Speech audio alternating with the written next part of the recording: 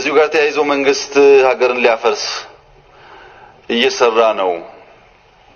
መንግስት ኢትዮጵያን አንድ ማድረግ ሳይሆን ኢትዮጵያን ሊያፈርስ ነው የሚሰራው የሚል ጥያቄ የተነሳው በጥያቄ ደረጃ የተከበረ ጥያቄ ነው። ግን የዓመቱ ምርጥ ቀልድ አድርጌ ነው የምወስደው። የዓመቱ ምርጥ ቀልድ ከሚል ያለፈ ግምት አልሰጠውም። ምክንያቱም ኢትዮጵያ እንዳትፈርስ መንግስታችን የከፈለውን መስዋዕትነት ዓለም የሚያውቀው ነው። ይሄ ምክር ቤት ዘንግቶት ቢሆንም ድፍን የኢትዮጵያ ሕዝብ የሚያውቀው ነው። ኢትዮጵያ እንዳትፈርስ ያን ሁሉ የአንድ ቡድን የአንድ ኃይል ሳይሆን የዓለምን ውጊያ በኢትዮጵያን ክብር ኮምፕሮማይዝ አላደርግም ብሎ የቆመን መንግስት ሊያፈርስ ነው የሚሰራው ብሎ መጠየቅ ጥሩ ቀልድ ከመሆን ያለፈ ትርጉም አይሰጠው።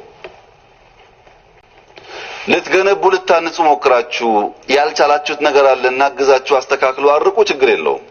አስባችሁ ነው የምታፈርሱት ከሆነ ማን አቆመን ታዲያ? እኛ አገር ለማፍረስ የምንሰራ ከሆነ ማን ነው አገር ሊከላከል የሚያቆመን ኃይል አለ? ይሄ ብዙ ጠቃሚ አይመስለኝም። አንደኛ ዓለም በሙሉ በዚያ ልክ ሲጮህብን የለም ኢትዮጵያን ደሃ ብንሆንም ክብር አለን አንነካም ብለን አይቆም። ሁለተኛ ጦርነቱ አዲስ አበባ ደርሷል፣ አዲስ አበባ ኮላፕስ አድርጋለች፣ መውጫ መንገድ እናበጅላችሁ ሲባል የለም አልለመደብንም ብለን የዘመትን ሰዎች አሁን ሀገር ልታፈርሱ ቢባል ብዙ ትርጉም ያለው አይመስለኝም። ትርጉም ባለው ጉዳይ ላይ መነጋገር ጠቃሚ ይሆናል። ሁለተኛው የተከበረው ምክር ቤት እንዳየው ተስፋ አደርጋለሁ ኢትዮጵያ ውስጥ ሎ ኢንፎርስመንት ኤጀንሲስ መከላከያ፣ ደህንነት፣ ፖሊስ የገነባንበት መንገድ አገር ለማጽናት ያለንን ኮሚትመንት የሚያሳይ ነው። ኢትዮጵያ ውስጥ ሆኖ በማያውቁት ልክ በቁጥርም በጥራትም በቴክኖሎጂም ብዙዎች የሚቀኑባቸው ብዙ የአፍሪካ ሀገራት የሚቀኑባቸው ተቋማት ሆነዋል። ያን የምናደርገው ሀገራችን ኢትዮጵያ እንዳትፈርስ ስለምንፈልግ ነው።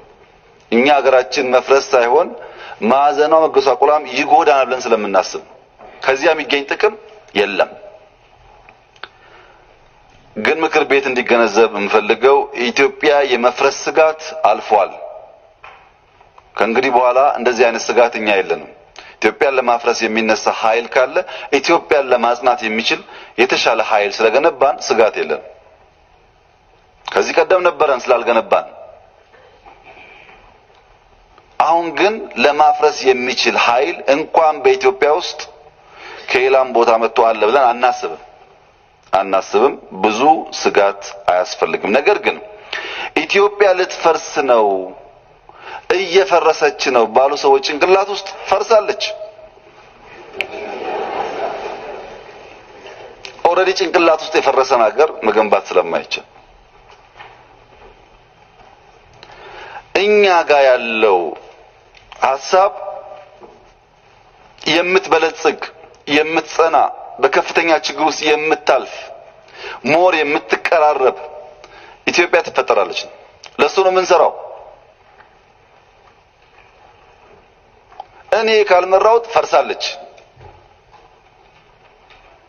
ብሎ ለሚያስብ ኃይል እየፈረሰች ናት።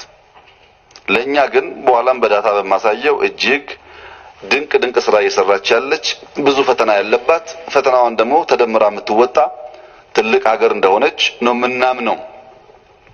ወደ ሳር ቤት ከዚህ ቀደም ስትነዱ ከኤዩ በኋላ ያለው ድልድይ ጋር መኪና ውስጥ ሆናችሁ መስኮት ዝቅ ያለ እንደሆነ ከየት እንደመጣ የማታውቁት አፍንጫ የሚሰነፍስ ሽታ አለ።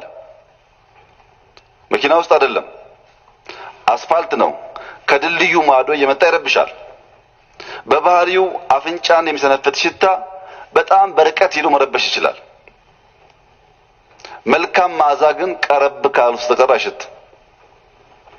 አሁን የምትሰሙት አፍንጫ የሚሰነፍስ ጩኸት ከዛ ከጨለምተኝነት የመጣ ሐሳብ ነው እንጂ ቀረብ ብሎ ሲታይ በእያንዳንዱ እንቅስቃሴ ኢትዮጵያ ተስፋ በሚሰጥ ጉዞ ላይ ነው ያለችው። ይሄን ደግሞ በጣም ይገርመኝ በቀደም ኤዩ ስብሰባ ላይ ከመጡ ሰዎች ካገኘኋቸው 100% ያገኘኋቸው ሰዎች የሚያስሉኝ አንድ ነገር ነው። ኢትዮጵያ በውጊያ ውስጥ በኮሮና ውስጥ በዚህ ሁሉ ችግር ውስጥ እንዴት መለወጥ ቻለች ነው። ህዳሴ እንዴት ይገነባል? እንዴት ነው እዚህ ያለን ሰዎች ይህንን ለማየት የምንቸገረው? ፈተና አለ፣ ችግር አለ፣ መከራ አለ፣ እውነት ነው። ነገር ግን ከደህንነት ውጭ መበልጸጊያ መንገድ፣ አንድ መሆኛ መንገድ፣ ሰላም መሆኛ መንገድ የማይታያቸው ኃይሎች ሁልጊዜ መከራ ያወራሉ። ይሄ ብርጭቆ ባዶ አይደለም፣ በውስጡ አየር አለ። በውስጡ አየር ያለው ብርጭቆ ልክ ውሃ ሲጨምርበት በመታቁት ህግ ስፍራ ይለቃል። አሁን አየሩ የት እንደገባ ባናቅም ስፍራ ይለቃል። ምክንያቱም በሲምፕል ማትማቲክስ ማስ ማለት ዴንሲቲ ታይምስ ቮሊዩም ስለሆነ አሁን ይሄ ውሃ የሞላውን ብርጭቆ ዝም ብለህ ፍሰስ አየር አመተን እንጨምርብህና ውጣ ብንለው አየር ውሃን ሊያስወጣ አይችልም።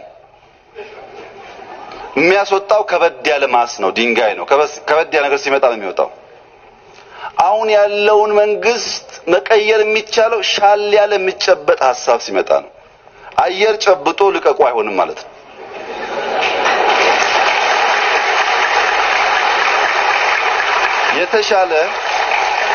የተሻለ ሐሳብ ሲመጣ፣ የተሻለ ጉዳይ ሲመጣ ውሃው ቢፈልግም ባይፈልግም ስፍራውን ለቆ ይሄዳል። ዝም ብሎ ግን ከሆነ አይሆንም። እባካችሁን መስከን እና ነገር በማስተዋል ማየት ብንችል ጥሩ ነው። ከአንደኛ ዓለም ጦርነት በኋላ